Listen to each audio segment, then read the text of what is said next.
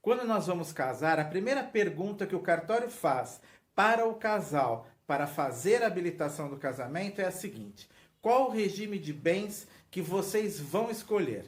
Baseado nessa grande dúvida dos casais, é que eu, João Freitas, advogado e colunista jurídico, vou conversar com vocês sobre os tipos de regimes de casamento. Seja bem-vindo ao nosso papo rápido dessa semana.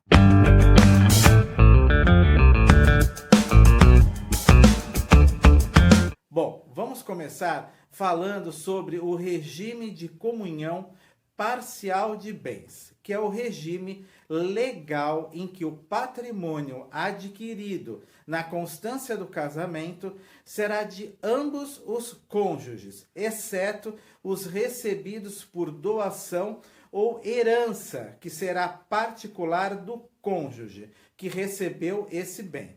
Mas, no caso de falecimento, os bens comuns, que são aqueles adquiridos pelos cônjuges, o cônjuge sobrevivente receberá metade da herança e a outra metade será dividida entre os descendentes. Já os bens particulares, que são os adquiridos antes do casamento ou da união estável, serão divididos entre o cônjuge e os filhos do falecido. Agora, no caso da comunhão universal de bens, todo o patrimônio adquirido antes ou depois do casamento são de ambos os cônjuges. Agora, com o falecimento de um dos cônjuges ou o divórcio, o outro cônjuge será meeiro dos bens, ou seja, terá direito à metade de todo o patrimônio. Agora, na separação total ou convencional de bens, cada cônjuge permanece com seu patrimônio adquirido antes do casamento. E os bens adquiridos após o casamento serão daquele que adquiriu o bem. Mas na hipótese de falecimento de um dos cônjuges, o outro será herdeiro dos bens particulares juntamente com os descendentes. Caso não tenha descendentes, o cônjuge será herdeiro com os ascendentes. Agora, caso o falecido não tenha ascendentes, o cônjuge será herdeiro da totalidade dos bens.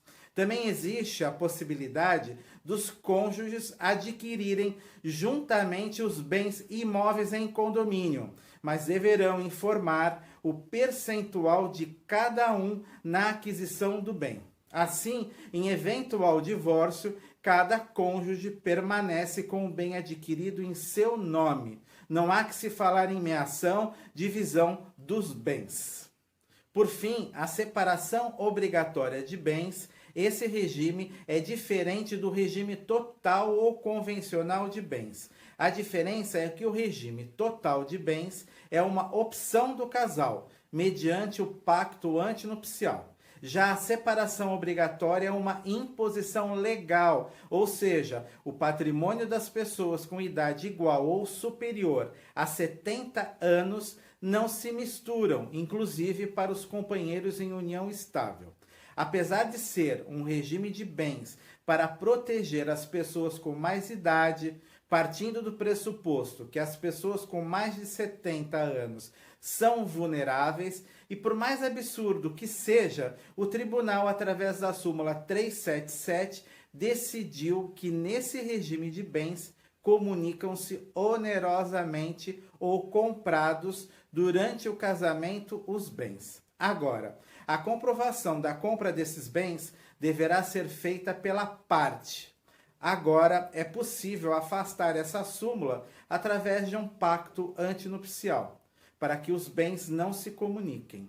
O afastamento dessa referida súmula com um pacto permitirá que aqueles com a idade de mais de 70 anos possam exercer a sua autonomia de vontade. Já no caso de falecimento de um dos cônjuges, o sobrevivente não terá direito a herdar, apenas direito a 50% daquilo que foi adquirido. Agora, pessoal, para finalizar, o único regime de bens que dispensa o pacto antinupcial é o da comunhão parcial de bens. A escolha de qualquer outro regime necessário se faz a lavratura de pacto antinupcial no cartório de notas. Espero que tenham gostado do tema e aqui fica a minha dica para você que vai casar e está em dúvida com relação à escolha do regime de casamento. Essa escolha, pessoal, não parece tão importante, né? Mas lhe garanto que é uma decisão muito séria que determinará a regra de saída na hora do divórcio, do falecimento de um dos cônjuges ou companheiros, respectivamente no casamento e na dissolução da união estável. Boa sorte e até a próxima semana.